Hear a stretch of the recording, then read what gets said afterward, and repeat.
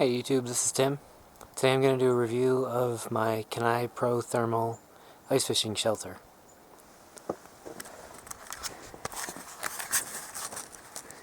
I imagine a lot of people are thinking about buying ice fishing shelters right now because it's mid-December 2016 and we're finally getting some cold weather here in the Northeast. Anyways, I bought this shelter last year.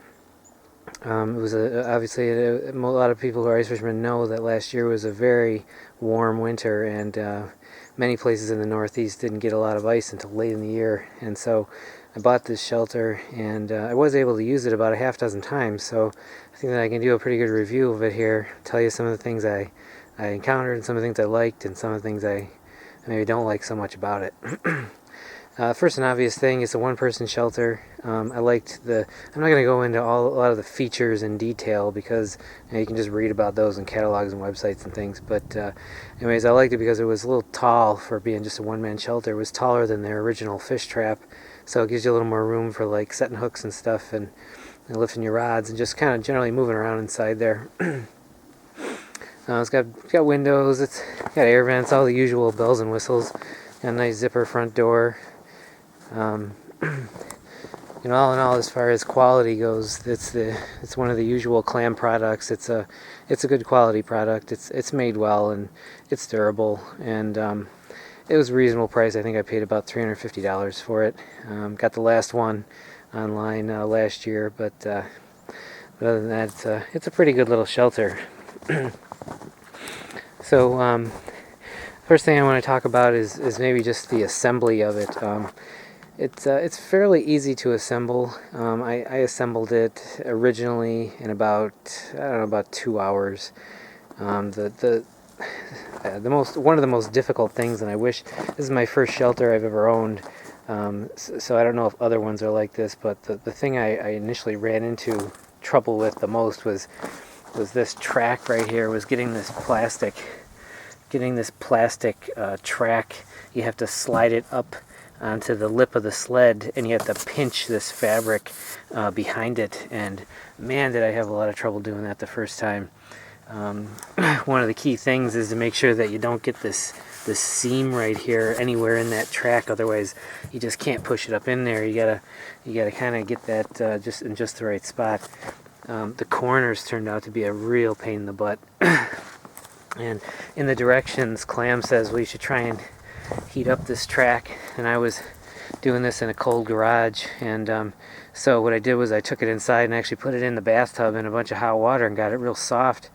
Brought it outside, and it wasn't even real cold. It was like 50 degrees. By the time I got it to the sled, it was hardened again. You can see I had to cut it right here just to get around this corner. I had to put a couple extra screws.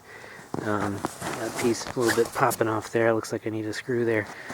But anyways, it doesn't affect how it performs or anything, but I wish they would come up with an easier way to do that. I mean, maybe like snaps or something, because that was just kind of a pain in the butt, especially for someone who hadn't put one together before. And I'm fairly handy. I don't think that should have given me as much trouble as it did, but man, did it initially. This year I put it together, and it actually went fairly well. I guess I kind of got the hang of it, and I was able to get it on there with only a little bit of difficulty. One of the other things I ran into, here, I'll flip this up, right out of the box, one of the problems I ran into was the metal holes in these U-tubes for the frame of the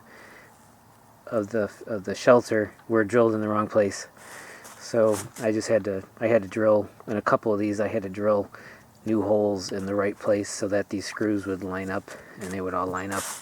So it was no big deal, but you can actually see, one of them right there. There's another one. I don't know if you can see it, but it's down there. Anyways, they were in the wrong place, so yeah, you can see them there. So I just had to re-drill. Those, and it wasn't a big deal, but it was a little confusing for a while because I thought maybe I was doing something wrong. But so, anyways, just going to show you You know, it's kind of the usual thing. It's got a full thermal shell, which is really nice. And it's got these, it's got the fold up just plastic seat. This slides back and forth, so you can adjust it to kind of get stuff in and out. You can also kind of adjust it to where you want your legs to be. Got this little tray here. This is nice. Nice to have a little area to put stuff. So it's pretty nice. It's got a nice deep tub, and it's only about 48 pounds empty. So I can put the ice drill in there. I can put my other various equipment, and as long as it's not really deep snow, I can usually drag it out there. I got a rope on there. I tend to do everything by just dragging it by hand. I don't drag it behind a snowmobile or anything, so it was important to me that it at least be a little lighter. So so let me talk about some of the things that I found that I don't like about the shelter, unfortunately, after using it last year.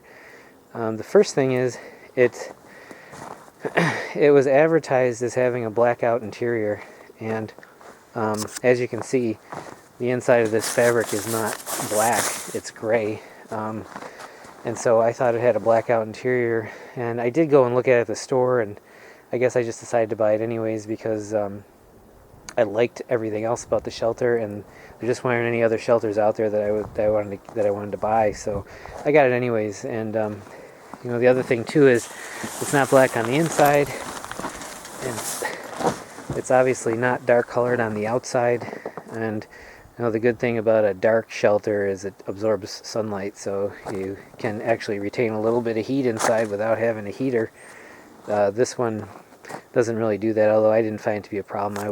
I was fairly warm inside even without having my heater on.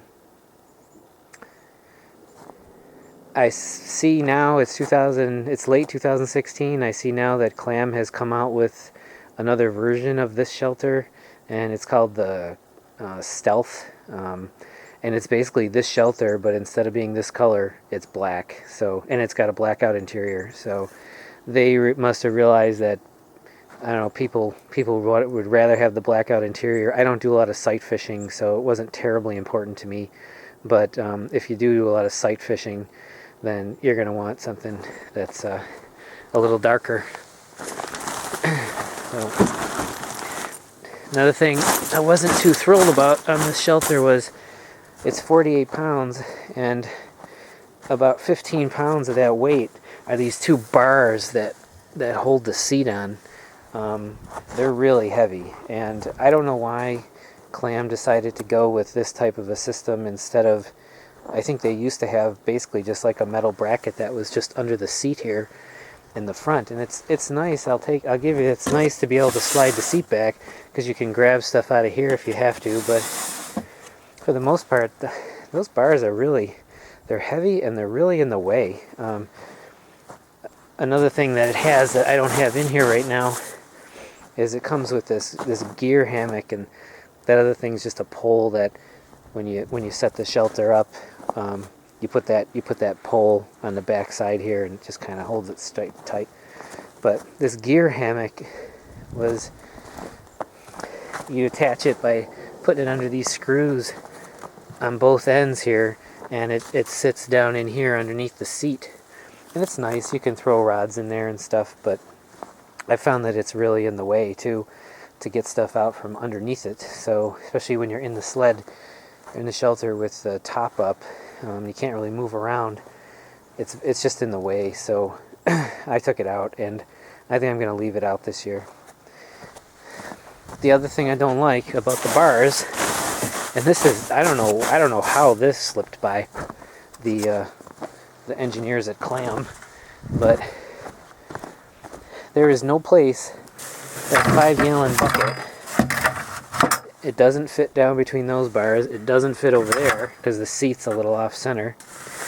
It barely fits on this side, but because of, there's like a, I don't know what you call it, like an indent in the bottom here, and because of that, the bucket won't sit flat.